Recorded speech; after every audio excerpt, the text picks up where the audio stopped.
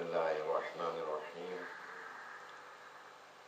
الحمد لله الذي لا يبلغ مدحته القائلون ولا يحصي نعماءه العادون ولا يؤدي حقه المجتهدون الذي لا يدركه بعد الهمم ولا يناله وصول الفكر. الصلاة والسلام والتحية والإكرام على النبي الأمي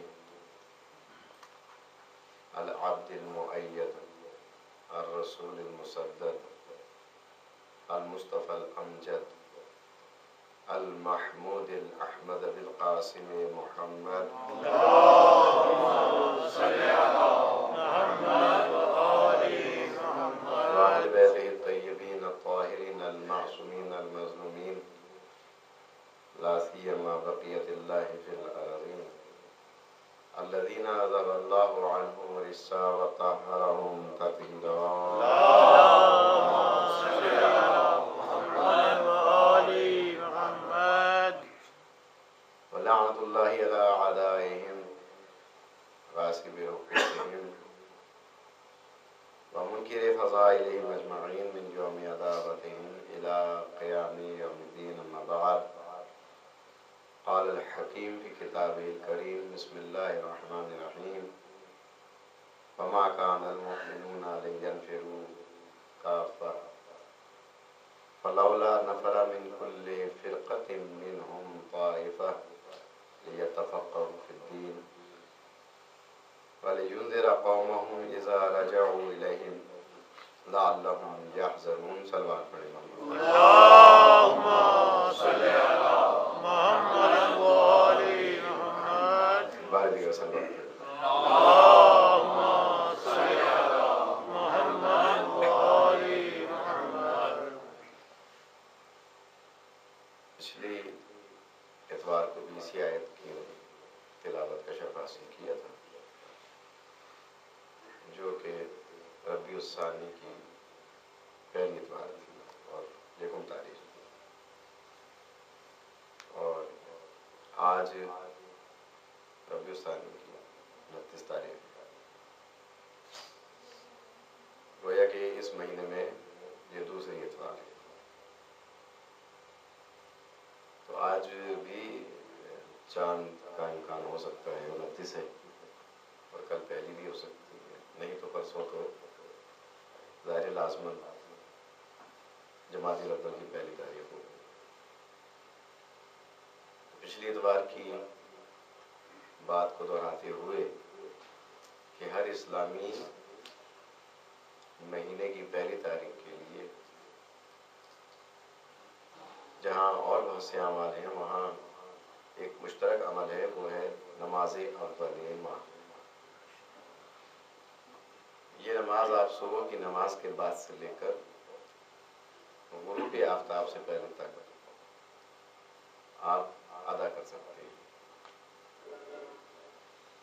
صبح کی طرح 2 رکعت نماز ہے، لیکن 2 رکعت تو صبح کی طرح ہے، لیکن پڑھنا جو کچھ ہے وہ تھوڑا سا مختلف ہے. 2 رکعت نماز اول ماہ پڑھتا ہوں قربتاً اللہ، اور اس کے بعد پہلی رکعت میں سورہ انعام کے بعد 30 مرتبہ سورہ اخلاص یعنی سورہ قل هو اللہ احد، اور دوسری رکعت میں سورہ الحمد کے بعد 30 مرتبہ سورہ قدر یعنی سورہ انا انزلنا فی لیلۃ القدر. جب آپ یہ نماز تمام کر لیں تو تحفۃ العوام میں بھی، مفاتیح الجنان میں بھی، اور جو چھوٹی چھوٹی نماز کی کتابیں ہیں ان میں جہاں اس نماز کا ذکر ہے، وہاں اس کے بعد ایک چھوٹی سی دعا کا بھی ذکر ہے. ما من دابۃ فی الارض الا اللہ، یہ یہاں سے شروع ہوتی ہے یہ دعا. ما من دابۃ فی الارض الا علی اللہ رزقها، چھوٹی سی ایک دعا ہے.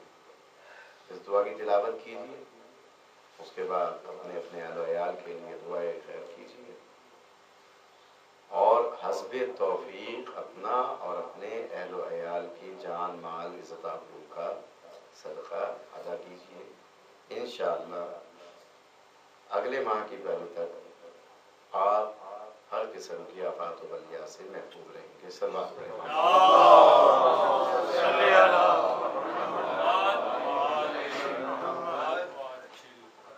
جس آیت کو میں نے عنوان قرار دیا ہے 11ویں پارے کی شروع میں، اور سورہ برات یعنی سورہ توبہ کے آخری رکوع سے پہلے والے رکوع یہ آیت موجود ہے۔ ارشاد ہو رہا ہے وما كان المؤمنون لينفروا كافة، مومنین پر یہ لازم نہیں کہ سب کے سب نکل پڑے۔ فلولا نفر من كل فرقة منهم طائفة ليتفقهوا في الدين، تم میں سے ہر قبیلے میں سے کیوں نہیں کچھ لوگ نکلتے تاکہ دین میں غور و فکر کریں۔ اور یہ غور و فکر کیوں کریں؟ لِيُنذِرُوا قَوْمَهُمْ إِذَا رَجَعُوا إِلَيْهِمْ، تاکہ یہ جب واپس آئیں اپنی قوم کی طرف تو انہیں ڈرائیں، لَعَلَّهُمْ يَحْذَرُونَ، تاکہ وہ لوگ ڈریں۔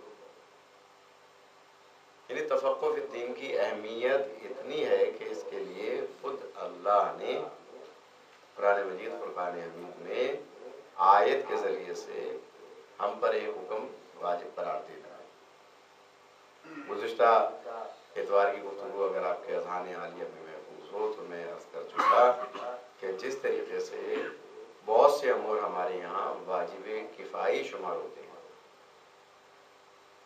اسی طریقے سے علم دین جب تک ایک بھی شخص اپنے علاقے میں کوئی ایسا نہ ہو کہ جو علم دین کی طرف راغب ہو تو سب پر واجب ہو جائے گا علم دین کا سیکھنا۔ لیکن اگر چند لوگ اس راہ میں کوشش و کاوش کر کے علم دین کو حاصل کر لیں تو وہ باقی کے لیے اکتفا کرتا ہے۔ علم دین کی اہمیت اس لیے بھی ضروری ہے کہ ہماری دنیا اور آخرت کا دار و مدار علم دین ہے، اور کسی علم کو ہماری دنیا اور آخرت کا دار و مدار قرار نہیں دیا گیا۔ یہی وجہ ہے کہ جب ہم اعمال کی کتابوں میں دیکھتے ہیں کہ جہاں ہمیں مرنے کے بعد کی زندگی کے بارے میں بتایا جاتا ہے تو وہاں پر ہمارے سامنے یہی آتا ہے کہ مرنے کے بعد قبر میں کیا پوچھا جائے گا، جب ہمیں محشور کیا جائے گا تو وہاں ہم سے کیا سوالات ہوں گے۔ اسے قطعاً یہ نتیجہ اخذ نہیں کیا جا سکتا کہ ہمیں دنیاوی زندگی گزارنے کا حق نہیں ہے، یا دنیا کی ہم تجربات سے، دنیا کے علوم سے ہم استفادہ نہ کریں، اس کا قطعاً یہ نتیجہ نہیں۔ لیکن اتنا ضروری ہے کہ جس چیز کا ہم سے سوال ہونا ہے، جس چیز کے بارے میں ہم سے پوچھا جانا ہے، ہمیں اس کا علم ہونا چاہیے۔ یہی وجہ ہے کہ جب میں نے یہاں بھی بارہا اپنی گفتگو میں یہ بات بیان کی ہے کہ ہمارے لیے جب آسانی کے لیے ہمیں یہ بتا دیا گیا کہ ہم نے ہمارے یہاں دین کو دو حصوں میں تقسیم کیا گیا، ایک اصول دین میں اور ایک فروع دین میں۔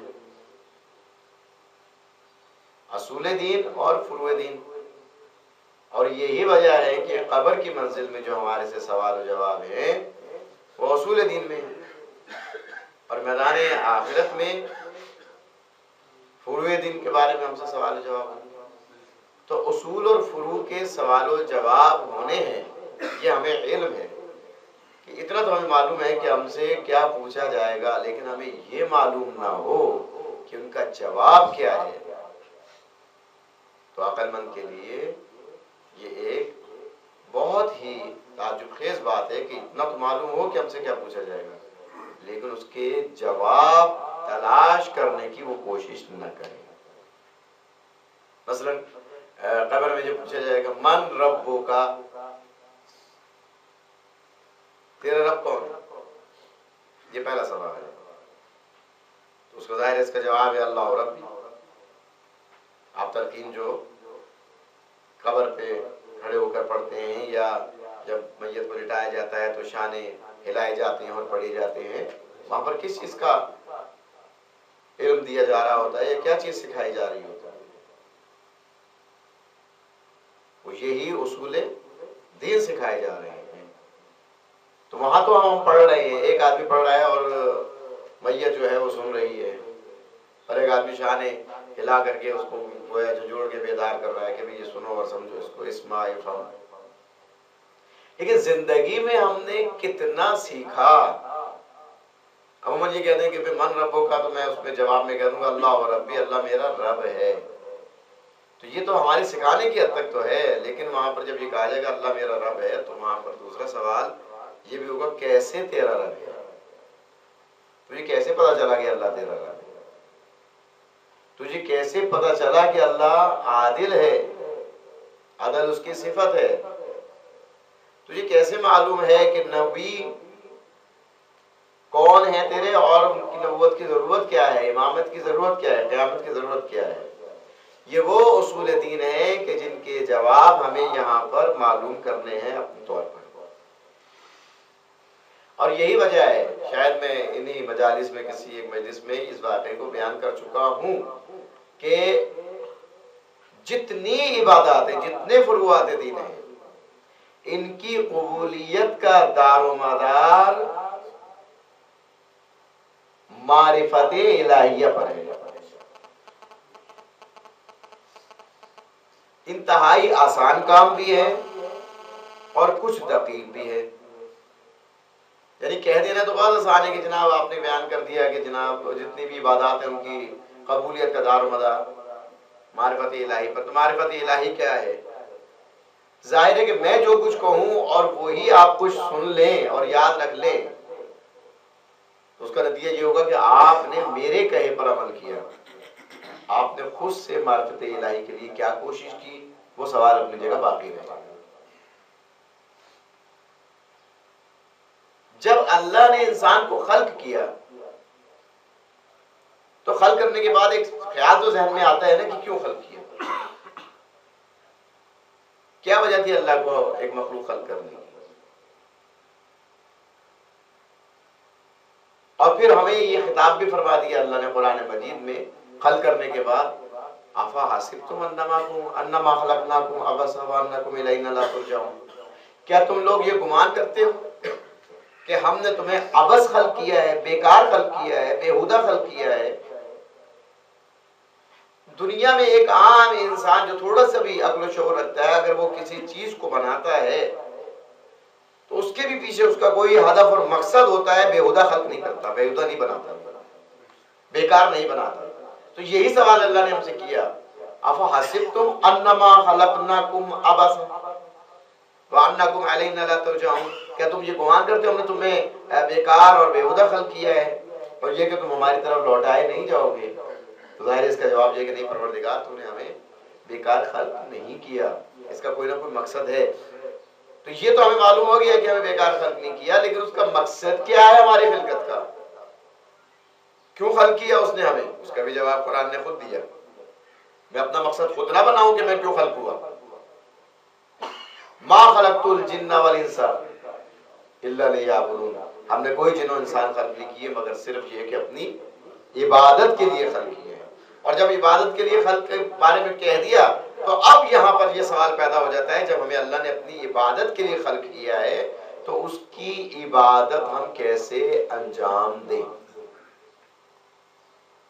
آج کل آپ نے دیکھا کہ میڈیا پر ایک بحث چھڑ گئی، کسی نے احکامات الہیہ کے بارے میں اللہ کے رسول صلی اللہ علیہ وآلہ وسلم کے حوالے سے یہ بیان دیا کہ جناب قانون نہیں بنا سکتے. خیر بہرحال ہمیں اس کی جواب دینے کی ضرورت ہی نہیں پڑی. ان کے اپنوں ہی نے اس کا جواب بھی دے دیا کہ جناب آپ غلط کہہ رہے ہیں، ایسا نہیں ہے. رسول کا تو ہر عمل قانون ہے، ہر عمل الحجت ہے. تو بہرحال ہمیں اس کی ضرورت نہیں پڑی کہ ہم اس کا جواب دیں، لیکن ہم یہ ضرور جانتے ہیں کہ اللہ کے رسول جب ہمیں یہ بتا کے جا رہے ہیں کہ تمہیں اللہ کہہ رہا ہے کہ ہم نے تمہیں بیکار خلق نہیں کیا، تمہیں عبادت کے لیے خلق کیا ہے، تو اب وہ عبادت کا طریقہ میں خود نہیں بناؤں گا، یا تو خود شارع مقدس اسلام عبادت کا طریقہ بتائے گا، یا ان کا بھیجا ہوا اس کا بھیجا ہوا رسول ہمیں بتائے گا عبادت کا طریقہ. اور آپ دیکھ لیجئے کہ یہی وجہ ہے کہ نماز کا حکم تو قرآن میں ہے، بے شمار جگہ پر ہے، لیکن طریقہ نماز کیا ہونا چاہیے اس کا ذکر نہیں ہے. وہ اللہ کے رسول نے نماز پڑھ کر بتایا کہ ایسے نماز پڑھنا.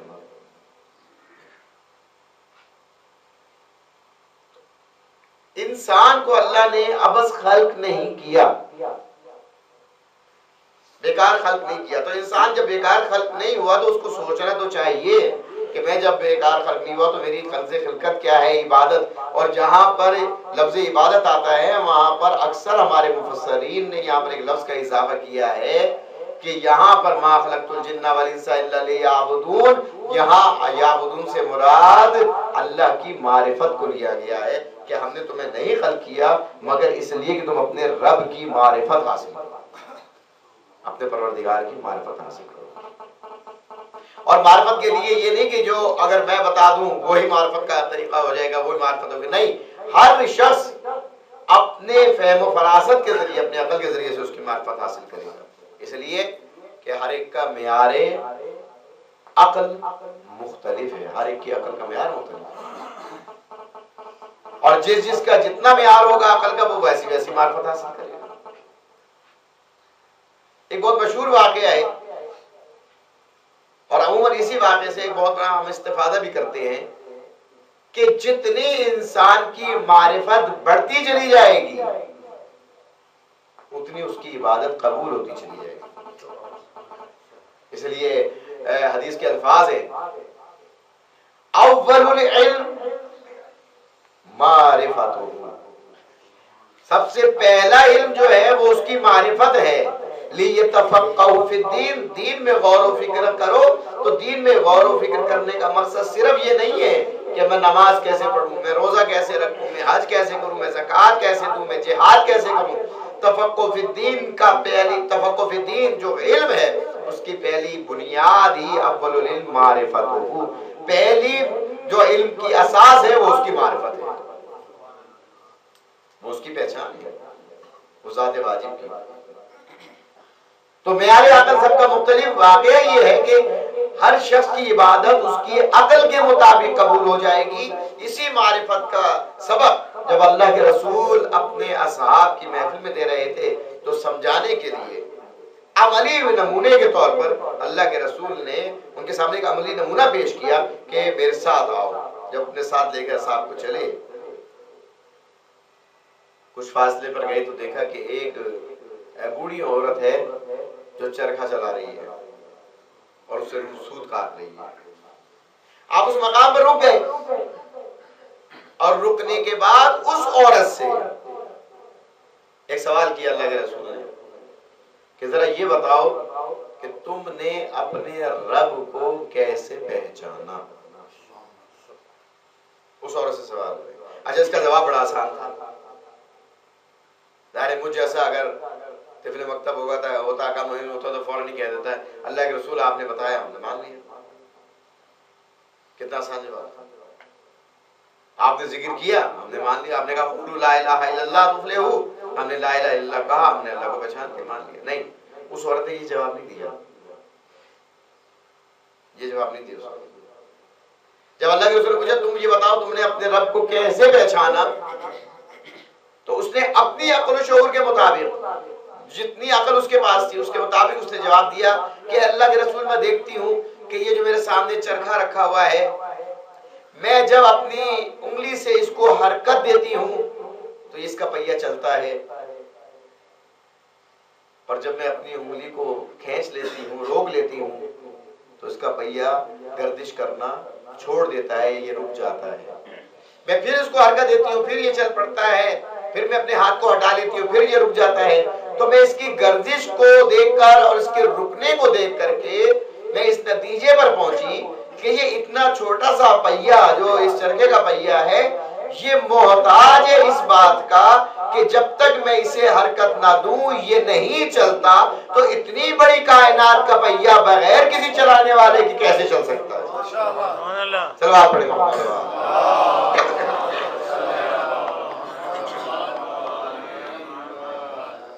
اتنی بڑی کائنات کا پہیا، یہ اتنی بڑی کائنات جو گردش کر رہی ہے، سورج کا اپنے مقام سے نکلنا، اپنے مقام پر غروب ہونا، چاند کا اپنے مقام سے نکلنا، اپنے مقام پر غروب ہونا، ستارہ گان کی حرکت، سیارہ گان کی حرکت، یہ سب کچھ جو ہے یہ گردش ہو لیل و نہار جو ہے، یہ صبح اور رات کا آنا، ان فی خلق السماوات والارض واختلاف اللیل والنہار لآیات لأولی الالباب، یہ دن رات کے لوٹ پھیر کے بعد آنے میں صاحبان عقل کے لیے نشانیاں ہیں۔ تو یہ صاحبان عقل ہیں وہی اس سے ہدایت حاصل کرتے ہیں، وہی دیکھتے ہیں کہ یہ کائنات کی صبح و شام ہونا، یہ کائنات کے نظام کا چلنا، کوئی ہے جو اس نظام کو چلا رہا ہے۔ اے اللہ کے رسول، جب میں نے دیکھا کہ یہ چرخہ جو ہے یہ میری انگلی کا محتاج ہے، میرے ہاتھ کا محتاج ہے، تو اتنی بڑی کائنات بغیر کسی چلانے والے کی کیسے چل سکتی ہے؟ اس وقت اللہ کے رسول نے ارشاد فرمایا کہ اس نے بالکل ٹھیک کہا، اس کی جتنی عبادات ہیں وہ اس کی اس معرفت کے تحت قبول ہوں گی۔ اور میں سرکار العلماء کا یہ جملہ بارہا بیان کر چکا ہوں، اس لیے کہ اس سے مجھے بھی اپنے نفس کے ساتھ تسکین ملتی ہے، اور میں اس بات کو سوچنے پر مجبور ہو جاتا ہوں کہ واقعا ہم یہ کہہ کر اپنے آپ کو نہیں چھوڑ سکتے یا اپنے آپ کو جدا نہیں کر سکتے اس بات سے کہ جناب یہ معاملہ تو انتہائی مشکل ہے، یہ تو اللہ اور اس کے رسول کا اور علی کا اور اہل بیت علیہ السلام کا معاملہ ہے، ہم کہاں اور ہماری بساط کہاں، ہم کہاں سیکھ سکتے ہیں؟ ان بات کو یاد رکھیے عزیزان محترم میرے بزرگوں کہ اللہ کے نبی نے کبھی اس بات کا تقاضا ہم سے نہیں کیا جو ہم انجام نہ دے سکیں، اس کا تقاضا نہیں کیا گیا۔ تقاضا کس بات کا کیا گیا؟ اللہ کو پہچانو، اللہ کی معرفت حاصل کرو۔ یہ درست ہے، اس حدیث میں کوئی کلام نہیں ہے کہ اللہ کو کسی نے نہیں پہچانا جیسا کہ میں نے اور علی نے پہچانا ہے، اور مجھے کسی نے نہیں پہچانا جیسا کہ اللہ نے اور علی نے پہچانا ہے، اور علی کو کسی نے نہیں پہچانا جیسا کہ اللہ نے اور میں نے پہچانا ہے۔ اس میں کوئی کلام نہیں، یہ حدیث اپنے مقام پر درست ہے، لیکن ایک فرق کے ساتھ، اور وہ فرق یہ ہے کہ کما حقہ معرفت، یہ اللہ اور اس کے رسول کا کام ہے، یہ معصومین کا کام ہے، کما حقہ معرفت۔ لیکن اس سے جب یہ تقاضا ہم سے کیا جاتا ہے کہ من مات ولم یعرف امام زمانہ، کہ جو اگر مر گیا اور اس نے اپنے زمانے کے امام کی معرفت حاصل نہیں کی، قد مات میتۃ جاہلیہ، وہ جاہلیت کی موت مرا، تو پھر وہ کہاں رہی حدیث اور یہ کہاں رہی حدیث؟ کہ وہاں پر یہ کہ علی کو کسی نے نہیں پہچانا سوائے میرے اللہ کے، اور ادھر ہم سے تقاضا یہ ہے کہ اپنے زمانے کے امام کی معرفت حاصل کرو۔ تو یہ حدیث ہمارے لیے نہیں ہے، یہ علی کے دور کے لیے بھی ہے کہ اپنے زمانے کے امام کی معرفت حاصل کرو۔ اس دور کے لوگوں نے علی کی معرفت حاصل کی، لیکن کیسے معرفت حاصل کی؟ جتنا جس کا ظرف تھا، جتنا جس کا شعور تھا۔ اس لیے علامہ علی نقی فرمایا کرتے ہیں کہ یہ ضروری نہیں ہے کہ ہم یہ کہہ کر کہ جان چھڑا لیں اپنے کہ جناب ہم معرفت حاصل نہیں کر سکتے۔ وہ بہت چھوٹی سی مثال دیا کرتے تھے، اور وہ سوئی کی مثال دیا کرتے تھے، کہتے کہ اپنے سوئی کے کبھی ناکے کو دیکھا ہے؟ کتنا باریک سا، کتنا چھوٹا سا سوراخ ہوتا ہے جس میں سے آپ دھاگا گزارتے ہیں۔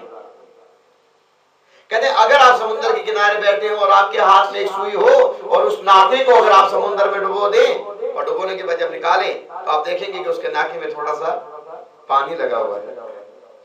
تو کیا آپ یہ تصور کریں گے کہ پورا سمندر اس ناکے میں آ گیا، اس سوراخ میں آ گیا؟ کوئی بھی صاحب عقل نہیں مانے گا اس بات کو کہ پورا سمندر جو ہے اس سوئی کے سوراخ میں آ گیا ہو۔ اسی چیز کو مثال قرار دیتے ہوئے علامہ علی نقوی کہتے ہیں کہ بس ایک مرتبہ اپنے ذہن کو اللہ کی معرفت کے سمندر میں غوطہ زن کیجئے، جتنا آپ کا ظرف ہوگا اتنی معرفت حاصل کر لیں گے، اتنی معرفت حاصل ہے۔ یہ کہہ کے جان نہیں چھوڑ جائے گی کہ ہم معرفت حاصل نہیں کر سکتے، اور یہی وجہ ہے کہ تفقہ فی الدین میں ہم پیچھے کیوں ہیں۔ اس کی اصل وجہ یہی ہے کیونکہ جتنی جتنی معرفت بڑھتی چلی جاتی ہے اتنی اتنی عبادت بڑھتی چلی جاتی ہے، جتنی جتنی معرفت بڑھتی چلی جاتی ہے اتنی اتنی برائیاں دور ہوتی چلی جاتی ہیں۔ یہ آج اگر عبادات سے ہمارا شغف نہیں ہے، عبادت کی طرف ہم راغب نہیں ہیں، اس کی وجہ یہی ہے کہ معرفت کی کمی ہے، معرفت کی کمی۔ جب اللہ کی ذات کے بارے میں ہر ایک کی معرفت کا اپنا ایک معیار ہو سکتا ہے، اسی طریقے سے اللہ کے رسول کی ذات کے بارے میں بھی معرفت کا اپنا ایک معیار ہے۔ اسی طرح معصومین علیہ الصلوۃ والسلام کی ذوات مقدسات جو ہیں ان کی معرفت کے بارے میں ہر شخص کا اپنا ایک معیار ہے۔ اصل حقیقت کیا ہے؟ ان کی ولایت کا اقرار ہے۔ تو آئیے ذرا آیت کی طرف لوٹیں، لیتفقہوا فی الدین، دین میں غور و فکر کرو۔ جب دین میں غور و فکر کے بارے میں گفتگو کی گئی تو دین کی دو شاخیں بن جاتی ہیں، ایک اصول دین ہے، ایک فروع دین ہے۔ اصول دین میں بھی غور و فکر کرو اور فروع دین میں بھی غور و فکر کرو۔ اس لیے ہمارے ہاں یہ آسانی ہے، ہمارے یہاں یہ آسانی ہے کہ ہم نے دو حصے کیے، ایک کو اصول کہا، ایک کو فروع کہا۔ کیوں کہ اگر ان پر ہمارا ایمان مستحکم ہے، توحید، عدل، نبوت، امامت و قیامت پر، تو اگر کوئی ضروریات دین کا انکار نہ کرتا ہو اور اس سے ضروریات دین کی ادائی میں کوتاہی ہو جائے تو ہم اس کو گناہگار تو کہیں گے، خارج از اسلام نہیں کہیں گے۔ لیکن اگر اصول دین سے اگر کسی نے کوتاہی کر لی تو وہ خارج از اسلام ہو جائے گا، توحید کو نہ مانے، عدل کو نہ مانے، نبوت، امامت، قیامت کو نہ مانے۔ تو عزیزان محترم، تفقہ فی الدین بہت ضروری ہے۔ قرآن کی آیت موجود ہے اور اسی کے لیے معصومین نے یہیں سے ہمارے لیے ایک لفظ وضع ہوا جسے ہم کہتے ہیں فقیہ۔ فقیہ، تفقہ فی الدین میں بھی ظاہر ہے ہر ایک کا معیار ایک نہیں ہوگا، اصول میں بھی اور فروع میں بھی۔ فروعات میں یہ ہے کہ بہت سے لوگ ایسے ملیں گے آپ کو جو صرف واجبات انجام دیتے ہیں، بہت سے اس کے ساتھ مستحبات بھی انجام دیتے ہوں گے، بہت سے اس کے ساتھ اور مزید عبادات کرتے ہوں گے، لیکن اپنے اپنے معیار کے مطابق، اپنے اپنے ذہن کے مطابق۔ یہیں سے ایک لفظ ہمیں ملا فقیہ، جو سب سے زیادہ بڑھتا چلا جائے۔ اور آپ دیکھیے کہ دین حاصل کرنا مسئلہ نہیں ہے، دین ہر کوئی حاصل کر لے گا۔ ممکن ہے کہ کسی کا، ماشاءاللہ آپ تشریف فرمائیں، آپ کے اذہان میں سے کسی کا ذہن ایسا قوی ہو کہ جو ایک دفعہ پڑھتا ہو کوئی چیز اس کو یاد ہو جاتی ہو، اور ایک ایسا بھی ہوگا جو بار بار پڑھتا ہو لیکن حافظہ اس کا اتنا قوی نہ ہو۔ تو جس کو بار بار چیز یاد تو ہو رہی ہے لیکن وہ اس پر عمل نہیں کر رہا، تو اس علم کا کیا فائدہ ہے؟ یا وہ سب کچھ جاننے کے باوجود اپنے آپ کو ان برائیوں سے نہیں بچا رہا، تو اس علم کا کیا فائدہ ہے؟ یہی وجہ ہے کہ جب معصوم نے جب اپنے فقیہ کا ذکر کیا اور ہمیں یہ کہا گیا کہ اس فقیہ کی طرف رجوع کرو، تو یہ صرف یہ نہیں کہہ دیا گیا کہ ہر آدمی جس کے پاس علم ہو اس کی طرف رجوع کرو، چار خصوصیات بیان کی۔ آپ صلوات پڑھیں تاکہ میں بیان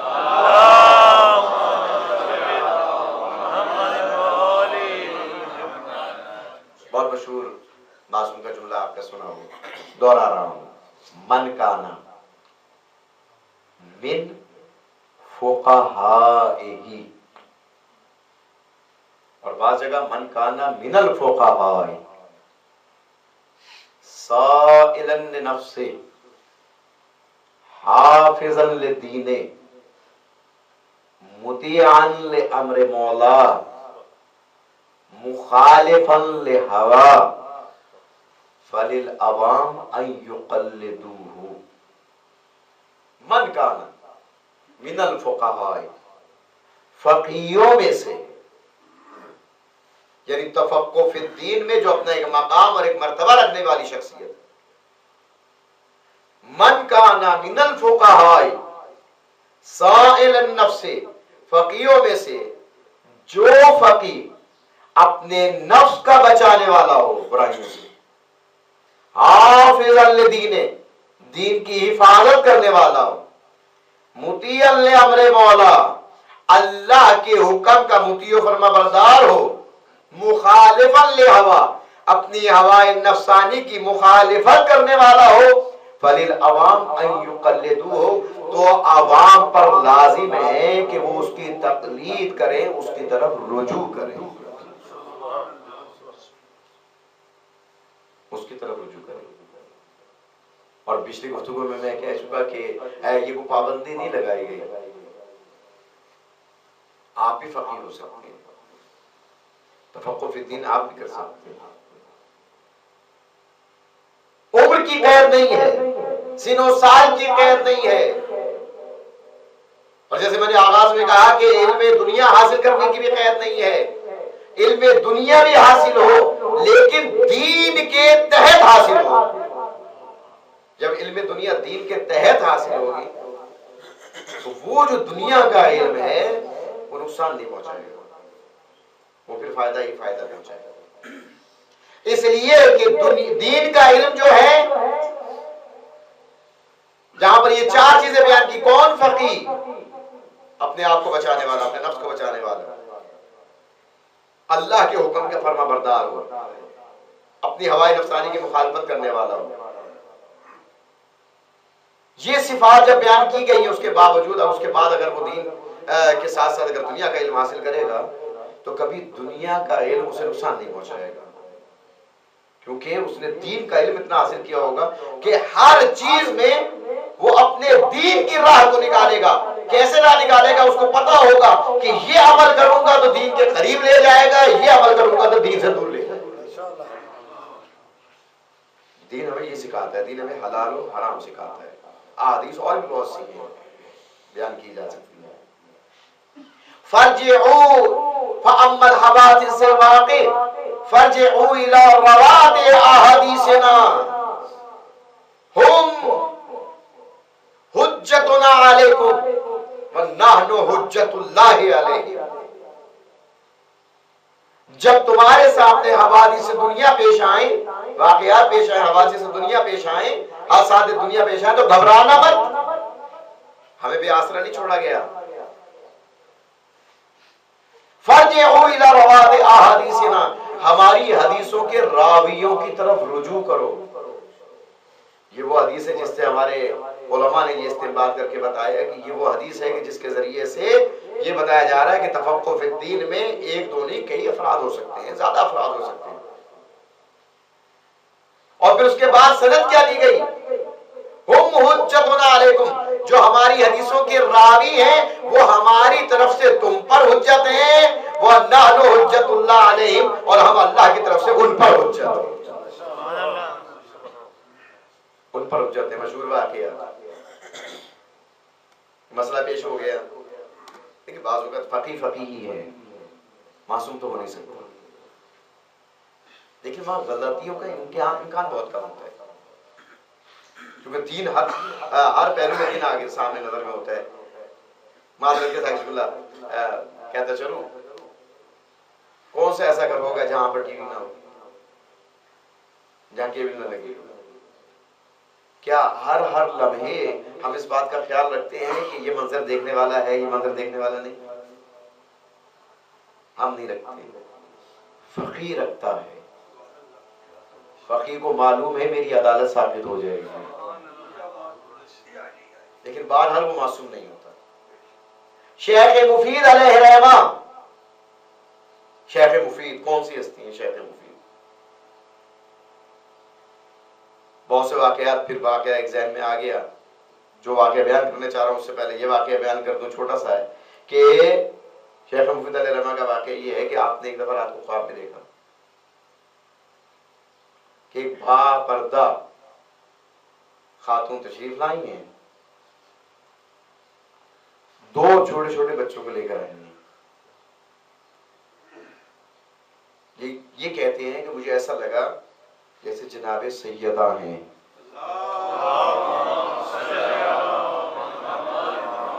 اور وہ دونوں چھوٹے چھوٹے بچے، ایک امام حسن اور امام حسین علیہ السلام. اور آگے کہتی ہیں، وہ بی بی کہتی ہیں کہ اے شیخ میرے بچوں کو پڑھاؤ. میں نیند سے بیدار ہوا، حیران ہو گیا کہ کوئی کہاں میں اور کہاں امام حسن اور امام حسین، میں انہیں پڑھاؤں گا. میں ابھی اس خواب کی تعبیر میں پریشان ہی تھا کہ کہ کسی نے دق الباب کیا، جب رجوع کیا گیا تو دیکھا کہ ایک مخدرہ تشریف لائی ہیں، ان کے ساتھ بھی 2 چھوٹے چھوٹے بچے ہیں، اور کہہ رہی ہے شیخ جی آج سے بچے تمہارے حوالے، تم انہیں پڑھاؤ۔ اب ظاہر ہے جن بچوں کی نسبت 2 معصومین کی طرف دی جا رہی ہو، کہا سینے سے لگا لیا۔ دیکھیے وہ دونوں بچے کتنے عظیم عالم دین بنے۔ ایک بچہ وہ ہے جس نے آپ کو نہج البلاغہ ترتیب کر کے دے دی، حضرت رضی، سید رضی سادات میں سے، اور ایک ان کے دوسرے بھائی علم الہدیٰ سید مرتضیٰ۔ یہ دونوں بھائی شیخ مفید وہ ہستی ہیں۔ اس سے کسی نے مسئلہ پوچھا کہ جناب خاتون فوت ہو گئی ہیں، ان کے شکم میں بچہ ہے، بچہ زندہ ہے، کیا کیا جائے؟ آپ نامعلوم کسی مسئلے میں مصروف تھے، کیا توجہ سے آپ سن نہ سکے، یا سننے کے بعد اگر آپ نے توجہ سنا تو آپ کا استنباط یہ تھا کہ آپ نے بتایا کہ آپ جا کے عورت جو کہ مر گئی اس کو دفنا دیں۔ بہرحال فتویٰ تھا، کافی ہو گیا، ان کا جا کے دفنا دیا جائے۔ جیسے ہی وہ شخص مسئلہ پوچھ کے جا رہے تھے وہ افراد، تو پیچھے سے کوئی گھوڑا سوار آیا، تیزی سے گھوڑا دوڑاتا، اور کبھی رک جاؤ، فتویٰ یہ ہے کہ پہلو چاک کر کے بچے کو نکال لیا جائے اور پہلو سینے کے بعد عورت کو دفنا دیا جائے۔ حیران ہوئے وہ لوگ کہ ابھی کچھ دیر پہلے تو کیا مسئلہ تھا، عرب مسئلہ، جس آنے والے نے کچھ اور بتایا۔ ظاہر ہے انہیں یہ سمجھنے میں دیر نہیں لگی کہ یہ شیخ کا فتویٰ ہے۔ گئے، پہلو چاک کیا، بچہ نکال لیا، بچہ سلامت تھا، زندہ تھا، عورت کو دفنا دیا۔ کافی عرصہ گزرا، بچہ اتنا بڑا ہو گیا کہ چلنے پھرنے لگا۔ پھر کسی کام سے شیخ مفید کے پاس آنے کا اتفاق ہوا۔ شیخ مفید سے باتوں میں بات چلی کہ یہ بچہ وہی ہے جو آپ کے پہلے فتوے کے بدلنے کا نتیجہ تھا۔ شیخ مفید نے سوچا، غور کیا کہ ہاں ایک دفعہ یہ مسئلہ آیا تو تھا، لیکن پہلا مسئلہ تو میں نے بیان کیا تھا کہ عورت کو دفنا دو، یہ دوسرا مسئلہ کس نے بیان کیا کہ پہلو چاک کر کے بچے کو نکال لیا جائے؟ یہ تو میں نے مسئلہ نہیں بیان کیا تھا۔ بس اپنے ذہن میں سوچا کہ اتنی بڑی غلطی مجھ سے ہوئی، اسی بات اپنے ذہن میں یہ خیال کر لیا کہ آئندہ سے میں فتویٰ نہیں دوں گا۔ بس ادھر یہ ذہن میں خیال آیا کہ میں فتویٰ نہیں دوں گا، وہ لوگ اٹھ کے چلے گئے، اور ادھر سے بارگاہ امامت سے یہ جواب آیا، اے شیخ مفید تم کیوں گھبراتے ہو فتویٰ دینے سے؟ اگر تم سے غلطی ہوگی تو اصلاح تو ہم کریں گے۔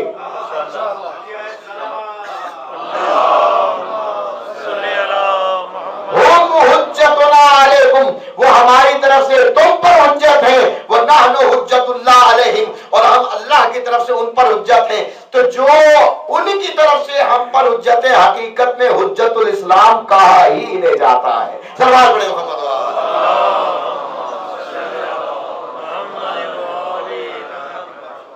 یہ وہ فقیہ ہیں، یہ وہ فقیہ ہیں۔ عزیزان محترم، تفقہ فی الدین پیدا کیجیے، اور اس کے لیے کوئی بہت زیادہ ضرورت نہیں۔ سب سے پہلی چیز قرآن کی تعلیم۔ بس میں نے اپنی گفتگو تمام کی، قرآن کی تعلیم، قرآن میں غور و فکر۔ قرآن ہمیں دعوت دے رہا ہے، بار بار دعوت دے رہا ہے۔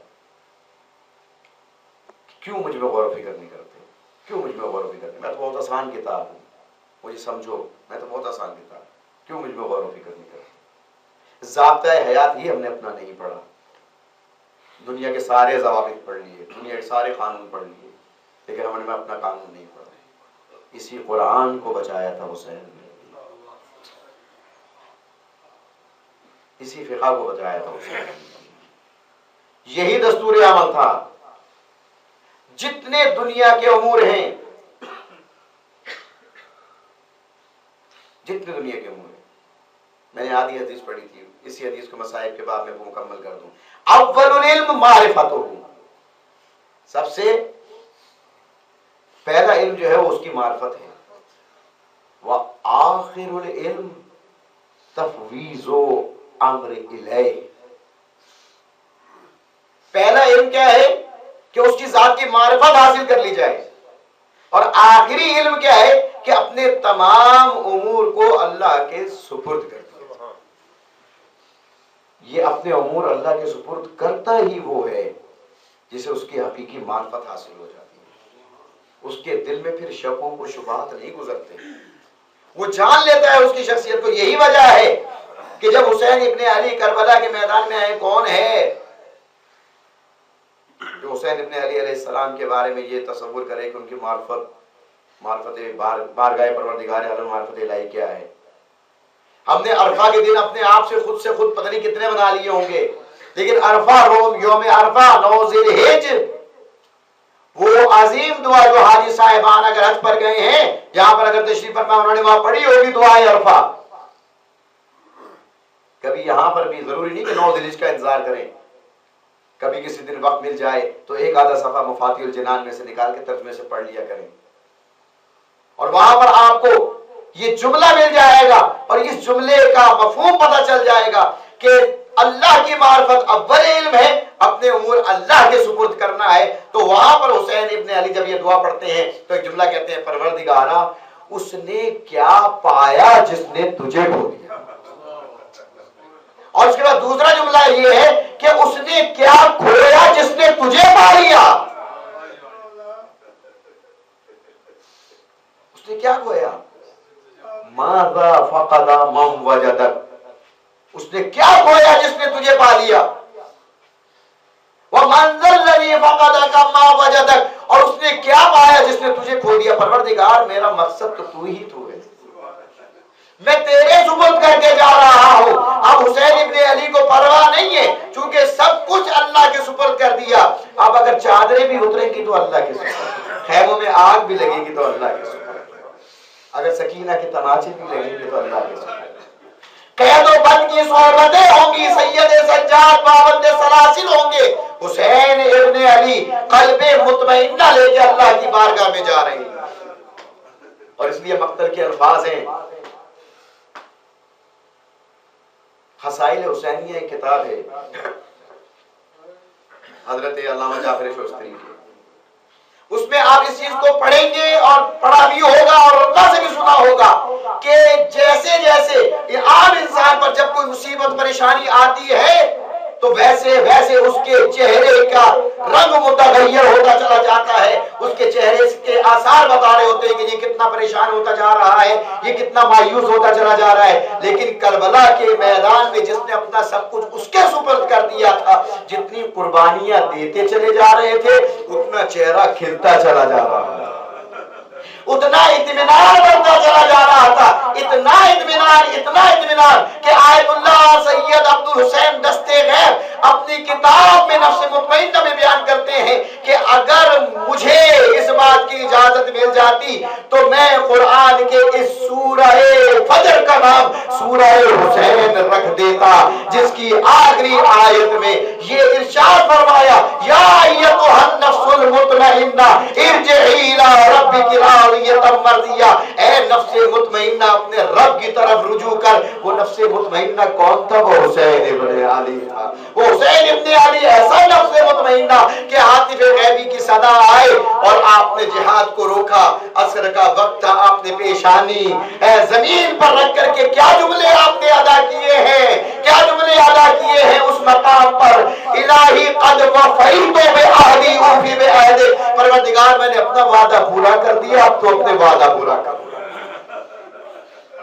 یا غیاث المستغیثین، اے فریادیوں کی فریاد کو پہنچنے والے، لا معبود سوا کا، تیرے سوا اور کوئی معبود نہیں. آج میں نے اپنا وعدہ پورا کر دیا، اب تو اپنا وعدہ پورا کر. یہ کون سا وعدہ تھا پورا کرنے کا؟ کہ میری نانا کی امت کو بخش دے. بس آخری جملہ یہ ہے کہ جب اللہ کی بارگاہ میں سب کچھ سپرد کر دیا جاتا ہے تو پھر انسان کو قلب مطمئنہ نصیب ہوتا ہے. اللہ لعنۃ اللہ القوم الظالمین وسیعلم الذین ظلموا انقلب ينقلبون.